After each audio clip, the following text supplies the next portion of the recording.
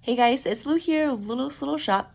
Real quick today, I just want to show you how to make these surface slip stitches for the writing on your coffee mug. You can write anything you like on here. You can write tea for a cup of tea. The yarn I used is a number 3 light worsted weight yarn for the writing. It's slightly thinner than the number 4 medium worsted weight yarn I had used for the rest of the mug.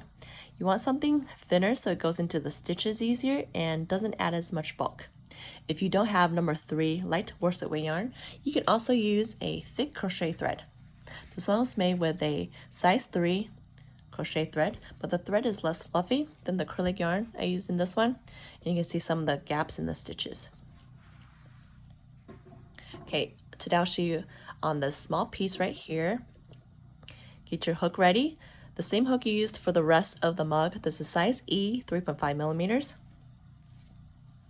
And your number 3 light worsted weight yarn. First, we'll make a slip knot in the yarn.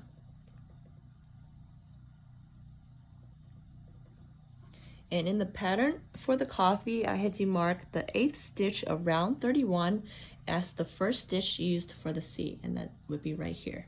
We'll go this way. You'll be crocheting upside down. So let's just pretend like this is the first stitch marked. Insert your hook into that stitch. Grab this loop from the wrong side, bring it to the front, the right side, and just follow the graph in the pattern. The next stitch goes into here,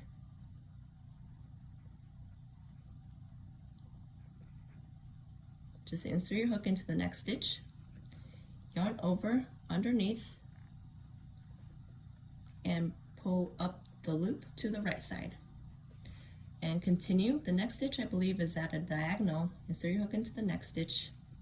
Just follow the graph. Yarn over underneath and bring it to the front. Keep going. Next stitch.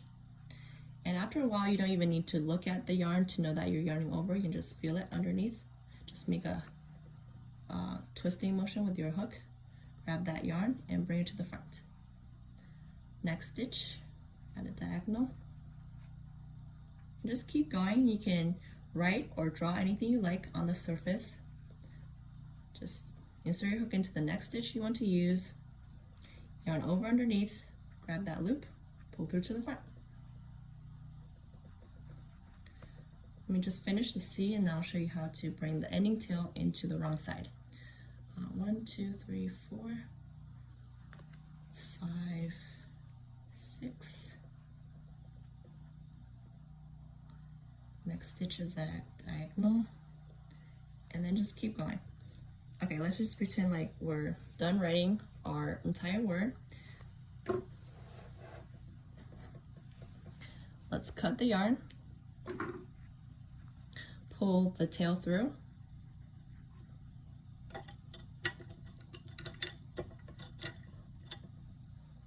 use your yarn needle, insert it into the last stitch that you came out of.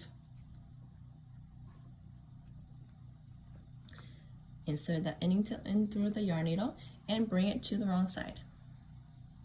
And that's how you finish it.